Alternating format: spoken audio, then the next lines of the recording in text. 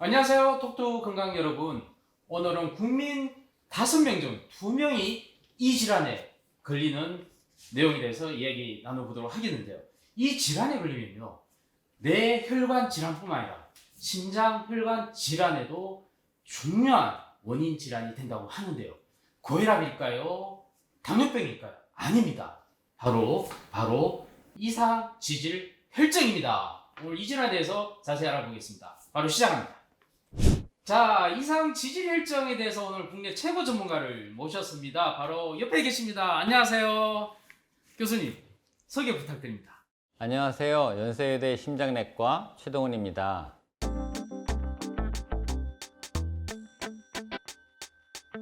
오늘 인터뷰에 초청해 주신 이진환 기자님께 먼저 감사 말씀드립니다. 채널 시청자분들께도 영상을 통해서 인사드릴 수 있게 되어서 무척 영광입니다. 이상지질혈증은 침묵의 질환이라고 불릴 정도로 특별한 증상은 없으나 여러 심혈관계 질환을 유발하기 때문에 각별한 관리가 필요합니다. 오늘 우리가 왜 이상지질혈증에 관심을 가져야 하는지 알려드리고자 제가 나왔는데요. 영상을 통해서 더 많은 분들이 혈관 건강에 많은 관심을 가지시길 바라겠습니다. 네, 알겠습니다. 교수님, 근데요, 자, 이게 이상 지질혈증이니까 사람들이 좀 이해하기 힘들 것 같습니다. 뭐 콜레스테롤 높은 거 아니야? 뭐 고지혈증 아니야? 뭐 이렇게 얘기를 많이 하거든요.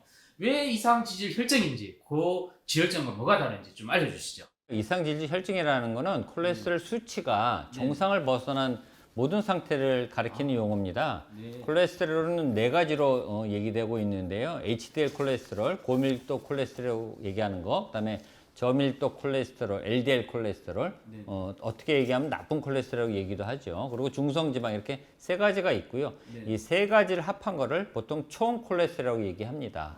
네. 과거에는 총 콜레스테롤이 높으면 그냥 안 좋다는 의미에서 고지혈증이라는 용어를 많이 사용했는데요. 네.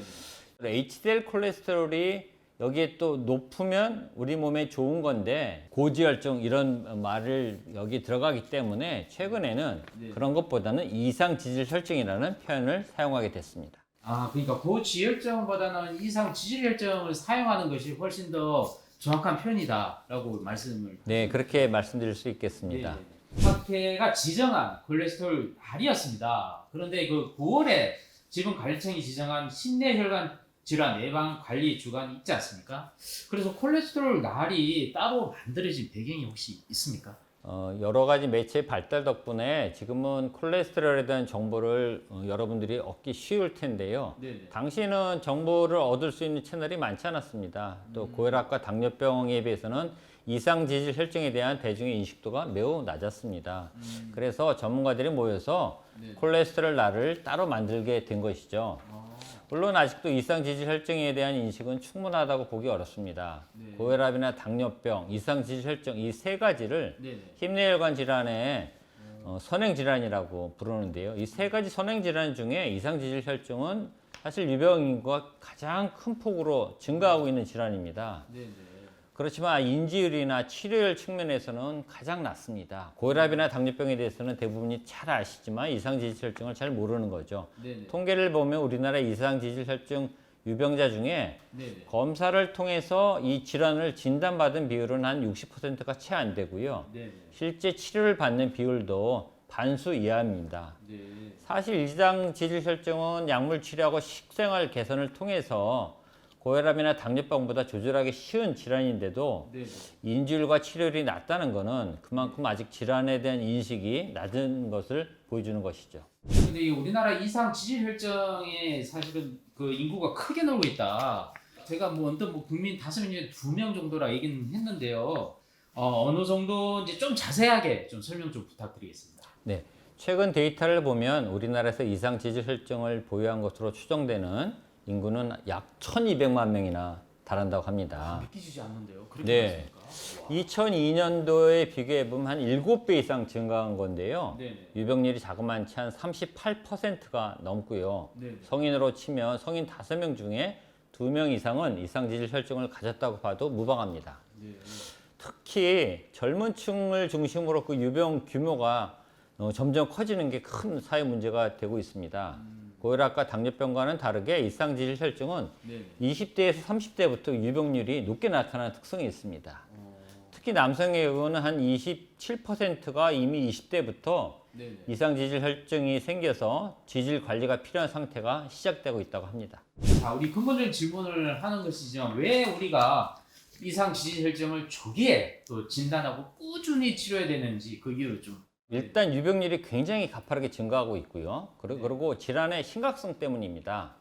이상지질 혈증은 한국인의 심혈관 발생에 영향을 주는 주요 위험 인자입니다. 네. 국내 연구 결과 당뇨병보다도 그 영향력이 크다고 알려져 있습니다. 또 저희 전문가들은 이상지질 혈증, 고혈압, 당뇨병 이 세 가지 질환이 같은 스펙트럼 선상에 있다고 생각합니다. 세 개 질환들은 서로 연쇄 관계를 이뤄가지고요. 네네. 당뇨병 환자의 경우는 6명 중에 5명이, 네네. 고혈압 환자는 3명 중에 2명이 이상지질 혈증을 동반하고 있다는 것이 잘 알려져 있습니다. 앞서 제가 20대, 30대부터 이상지질 혈증 유병률이 높게 나타난다고 말씀드렸는데요. 네네. 이렇게 이른 나이에 이상지질 혈증을 갖게 된 환자들은 결국 40, 50대에 이르러서는 고혈압이나 당뇨병을 동반할 가능성이 아주 높아지고요. 네네.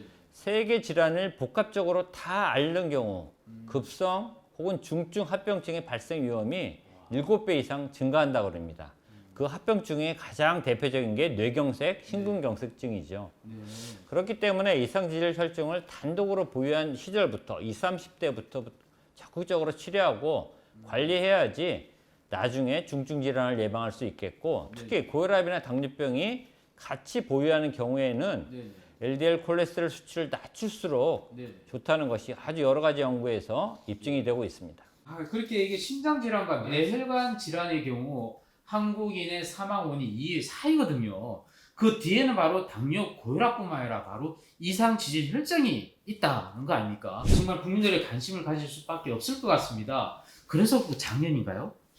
그 이상 지질 혈증이 법정 관리 질환이 지정이 됐다고 하는데 이게 어떤 의미인지 좀 설명 좀.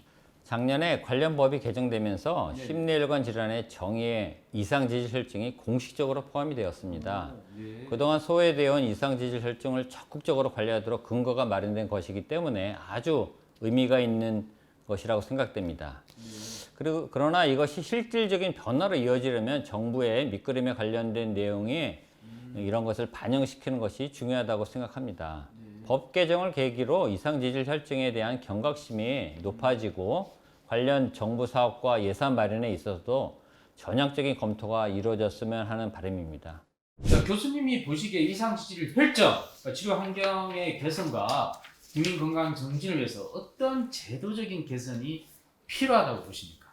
먼저 제일 중요한 거는 검진을 통해서 환자를 적극적으로 발굴하고 진료의 영역에서 체계적으로 관리하는 것, 네. 그리고 교육까지 환자들한테 제공하는 일련의 흐름이 막힘없이 흘러가야 된다고 생각합니다. 네. 그런데 현재 검진 영역에서부터 해결돼야 하는 문제가 있습니다. 2018년도에는 국가건강검진에서 2년마다 제공되던 이상지질혈증 검사 주기가 네네. 최근에 4년으로 바뀌었습니다. 문제가 이것이 가장 시급히 개선되어야 한다고 생각합니다. 사실 이상지질혈증은 특별한 증상이 없기 때문에 검사를 통해서만 진단이 가능한데요. 네네. 개인의 심뇌혈관 질환 위험도를 정확히 파악할 수 있는 가장 간단하고 안전한 방법이 되겠습니다. 네네. 그렇기 때문에 고혈압이나 당뇨병과 검진 주기를 통일해서 네네. 같이 검진하는 것이 가장 바람직하다고 생각합니다. 네. 현장의 임상 전문가들의 또 공통된 의견이기도 합니다. 자, 검진 주기가 4년으로 바뀌었다? 기존이 2년에서요, 그죠? 그러니까 국민들이 헷갈릴 수밖에 없을 것 같은데요. 자, 점점 우리 젊은 이상지질 혈증 환자 점점 증가 추세라고 하셨는데 이 문제를 해결하기 위한 방안으로 어떤 것이 있는지 좀 알려주시죠. 국민들에게 꾸준히 약을 복용하고 생활 네네. 습관을 개선해야 한다는 시그널을 지속적으로 주는 것이 저는 중요하다고 생각합니다. 네네. 현재도 이와 유사한 사업이 정부 주도로 이루어지고 있습니다. 1차 의료 만성질환 관리 사업이라는 동네 의원을 중심으로 만성질환을 관리 서비스를 제공하는 사업입니다. 현재 고혈압과 당뇨병 환자들 대상으로 시범 사업이 시행되고 있는데요. 네네. 비슷한 모형이 이상지질 혈증을 단독으로 보유한 환자들에게도 적용이 되기를 바랍니다. 전문가들이 이렇게 노력하는 이유가 사실은 국민들의 질환 극복을 위해서 굉장히 애쓰시는 것 같은데요. 마무리하기 전에 우리 시청자분들에게 꼭 하고 싶은 말씀 부탁드리겠습니다. 이상 지질 혈증은 관심을 기울인다 그러면 일상 속 노력으로도 충분히 극복할 수 있는 질병입니다. 네. 약을 꾸준히 복용하고 생활 습관을 바꾸면 얼마든지 조절이 가능합니다.